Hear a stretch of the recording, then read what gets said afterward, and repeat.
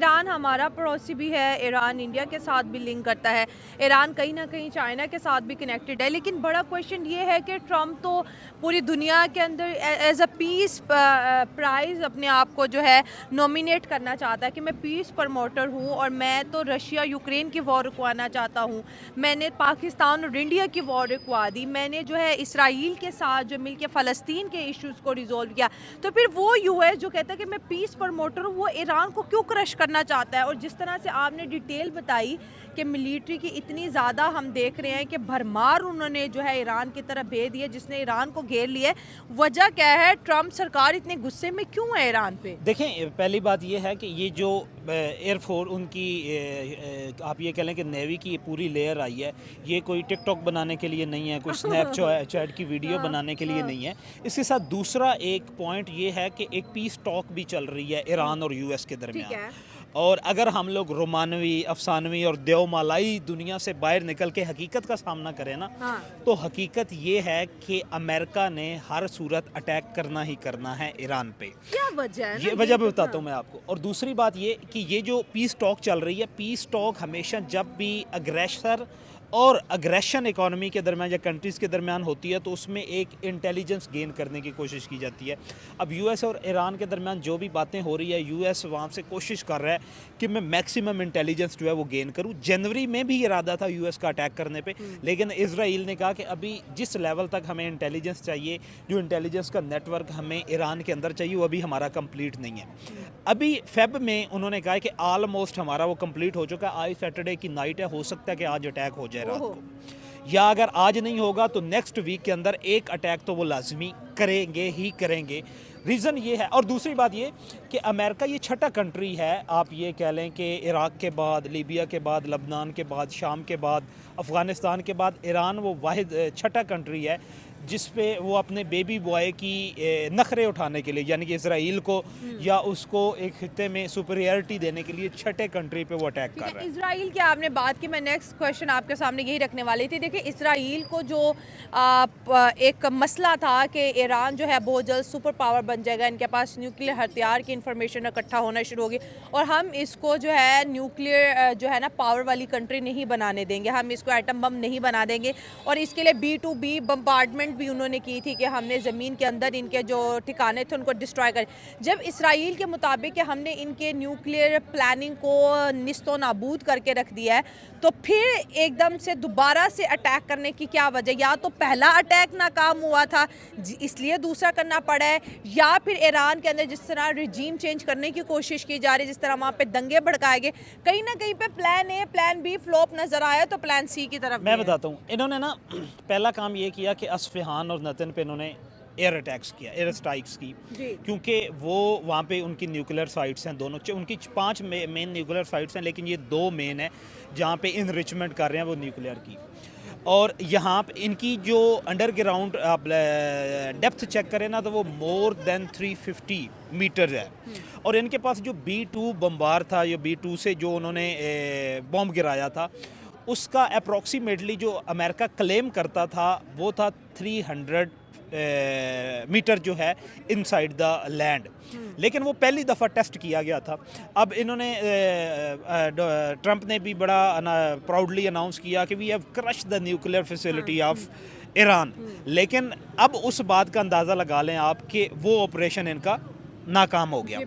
उसके बाद दूसरा इन्होंने ये किया कि इनसाइड द ईरान जो इनकी प्रॉक्सीज थी, जो इनका इंटेलिजेंस नेटवर्क था, उसके ज़रिए ईरान को अंदर से डिस्टेबलाइज करने की कोशिश की गई, लेकिन क्या हुआ कि उसको ईरान ने टिका के क्रश कर दिया। वो जो उसके ख़िलाफ़ लोग सड़कों पे निकल आए थे, और फिर ईरान ने ना बड़ा स्मूथली उसको कहा कि कभी भी आप ये कह लें कि दुश्मन के टैंकों पे या दुश्मन के हथियारों के साथ कभी भी आप अपने मुल्क में कोई भी इस तरह की एक्टिविटी करेंगे, इंस्टेबिलिटी करेंगे, तो वो आपके मफाद में नहीं होगी, और ये अवाम ने समझ लिया, उस पे उन्होंने काबू पा लिया। अब ये जो तीसरा है ना, तीसरी बात, अगर हम लोग यहाँ पे खड़े हैं, अगर हिस्ट्री को देखें, स्टैट्स को देखें, तो इंडियन यूएस मिलिट्री के सामने ईरान के लिए टिक पाना बहुत मुश्किल है। मसला ये है कि ईरान के लिए क्या ऑप्शन है? ईरान के लिए ऑप्शन ये है कि वो जितना लंबा लेकर चलेगा इस जंग को, इतना वो सर्वाइव कर सकेगा। दूसरा ईरान के सामने सबसे बड़ा चैलेंज ये है कि जब यूएस और इजराइल दोनों मिलके करेंगे, इजराइल में उनकी एक न्यूज़पेपर ने सर्वे करवाया कि कितने % लोग जो हैं वो सपोर्ट करते हैं यूएस के अटैक को ईरान पे, तो ऑलमोस्ट 71% लोग ऐसे थे जिन्होंने ईरान पे अटैक की हमायत की है। ये वही लोग हैं जो जब ईरान ने अपने मिसाइल दागे थे तो बंकर्स में चले गए थे। और इजराइल की तरफ दूसरी कन्फर्मेशन जो मैंने आपको कहा ना कि अटैक करेगा ही करेगा, इजराइल ने अपने सारे बंकर्स खोल दिए हैं इनसाइड द बंकर्स में चले जाते हैं इनसाइड द लैंड। उन्होंने अपने सारे हॉस्पिटल्स जो हैं रेनोवेट कर लिए हुए हैं, तमाम फैसिलिटीज़ जो हैं उन्होंने अपना सारे का सारा सेटअप जो वो इनसाइड द लैंड जो है वो कर लिया हुआ है। जो आपके पास एक कंफर्मेशन है कि जो है अमेरिका वो अटैक करेगा ही करेगा। अब इस अटैक के सामने क्या ईरान टिक सकता है? बज़ाहिर जो आप अमेरिकन मिलिट्री को देख लें, इजराइल की मिलिट्री को देख लें, आप फुट मिलिट्री को देखें या इन्फेंट्री को देखें, तो वो तो किसी सूरत पॉसिबल ही नहीं है ना वहाँ पे फाइट कर सके। लेकिन एयरफोर्स उनकी कोई पूरी दुनिया में कोई भी उनका सामना जो है वो नहीं कर सकता। मार भी ईरान के पास भी अपनी एयरफोर्स नहीं है। कुछ खबरें आ रही हैं कि उन्होंने स्टेट ऑफ हार्मोन्स के पास जो है वो मिलिट्री एक्सरसाइजेज की हैं रशिया और चाइना को लेके। तो इससे एक बात तो है, ये कंफर्म होती है कि अंडर थ्रेट नहीं है ईरान। ठीक है, क्या ये जो वॉर है इंडिया और पाकिस्तान के ऊपर अफेक्ट करेगी? पहले तो आपने कहा कि पूरे दुनिया के लिए एक बहुत बड़ा ख़तरा है, लेकिन अगर देखें तो अभी पिछले साल की अगर विज़िट देखें तो इंडिया के foreign minister S Jaishankar specially वहाँ पर जाते रहे, ईरान के साथ बैठते रहे, हूतीस के मामले के ऊपर उन्होंने बहुत ज़्यादा डिस्कशन की। सेम लाइक पाकिस्तान भी आजकल ईरान के बहुत ज़्यादा हमें क्लोज देखने को मिलता है। तो इंडिया और पाकिस्तान दोनों ही ईरान से आजकल बहुत ज़्यादा कनेक्टेड है। तो इन दो मेजर कंट्रीज़ का ईरान में किस तरह से रोल देखते हैं? और एक तरफ ज़ाहिर है हम देख रहे हैं कि ट्रंप और नरेंद्र मोदी के बीच भी रिलेशनशिप काफ़ी ज़्यादा सुधरते हुए नज़र आते हैं। तो ये अगर इस साइड हम देखें इंडिया और पाकिस्तान और ईरान की, तो उसको आप किस तरह से जो है एनालाइज करते हैं? क्या समझते हैं कि क्या इंडिया इसमें कोई रोल प्ले करेगा या फिर पाकिस्तान कुछ बोलेगा? क्या कहते हैं? पहली बात ये है कि ये सिर्फ इंडिया और पाकिस्तान इससे इफेक्ट नहीं होगा, इससे पूरा एशिया कॉन्टिनेंट जो है वो इफेक्ट होगा। ईरान क्या करेगा? ईरान के पास जो सबसे बड़ा वेपन है ना, वो स्टेट ऑफ हार्मोन्स बंद कर देगा और उस पे आपकी एशिया की 25 to 30% ट्रेड उसी रास्ते के ज़रिए होती है, जो कि 27 से 28 किलोमीटर का एक गैप है दो समुद्रों के दरमियान, समुद्री रास्ता है जहाँ से सारे शिप्स जो है वो गुजर के जाते हैं और उसने वो करना ही करना है। क्योंकि जब everything is fair between love and war, जब उस पर वार, और ये वॉर ऑफ नेसेसिटी नहीं है, ये वॉर ऑफ चॉइस है। और अपने बेबी बॉय को खुश करने के लिए यूएस ये सारा कुछ कर रहा है। और दूसरी बात ये कि इजराइल को इस पूरे एशिया में जो टक्कर दे सकता है वो सिर्फ ईरान है। और अगर ईरान न्यूक्लियर फैसिलिटी हासिल कर लेता है, न्यूक्लियर पावर बन जाता है, तो फिर इसराइल का जो ग्रेटर इसराइल का ख्वाब था या खित्ते में जो डोमिनेंस का ख्वाब था वो तो ज़मीन बोस हो जाएगा, वो तो मिट्टी में मिल जाएगा। तो इसके पीछे कोई और ना कोई ट्रेड है, ना कोई जो है वो ऑयल, क्रूड ऑयल की कोई जंग, सिर्फ जंग और जंग इशू ये है कि जो सुपरियरिटी है इस खित्ते में इजराइल की, उसको कोई कंट्री जो है वो चैलेंज ना करे। और वो चैलेंज सिर्फ कर सकता है, आपने रिसेंटली भी देखा था कि ईरान ने ब्लंटली अटैक कर दिया था कि इस सुपरियरिटी को अगर, क्योंकि इजराइल से अगर कोई मुल्क आगे चला जाता है तो फिर इस खित्ते में जो यूएस का इंटरेस्ट है वो भी ख़त्म हो जाएगा, या यूएस की जो आप ये कह लें कि उसकी इंटरवेंशन है वो भी ख़त्म हो जाएगी। तो ये सारी चीज़ें ईरान के सामने क्या है कि क्या ईरान फर्स्ट, एक तो सवाल ये बनता है कि बहुत सारे लोग ये क्वेश्चन करेंगे कि जब ईरान को पता है कि अमेरिका ने हमला करना है तो उनके उन जहाज़ों पे, एयरक्राफ्ट कैरियर पे ईरान पहले स्ट्राइक क्यों नहीं कर सकते? यहाँ पे पहले स्ट्राइक इस वो कंट्री कर सकता है जिसे पता हो कि मैं उसे इतना नाकाबिले तलाफी नुकसान पहुँचा सकता हूँ अपने राइवल कंट्री को दोबारा आने की कोशिश ना करे। इतना ईरान जो है वो नहीं, मतलब कमज़ोर करने वाला, कमज़ोर, हाँ, इतना ईरान नहीं कर सकता।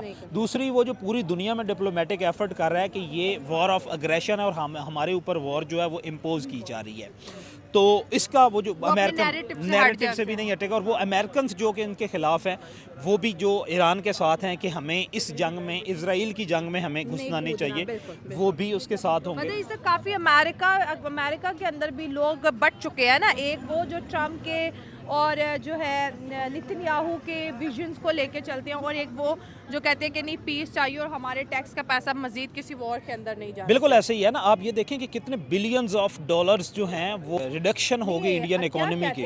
अब इंडिया क्या करेगा यहाँ पर? इंडिया और पाकिस्तान, अब ये दो वो एलिमेंट हैं ये डिप्लोमेटिक एफर्ट करेंगे इंडिया और पाकिस्तान दोनों कि ये जंग ना हो।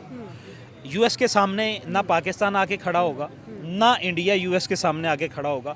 इंडिया सपोर्ट नहीं करेगा किसी किस्म की डिफेंसिव ईरान को, वो न्यूट्रल रहेंगे, वो न्यूट्रल लेंगे। लेकिन पाकिस्तान से अगर हो सका तो पाकिस्तान हिडन सपोर्ट जो है ईरान की करेगा, जिस तरह रिसेंटली इजराइल के अगेंस्ट पाकिस्तान ने जो है वो की थी।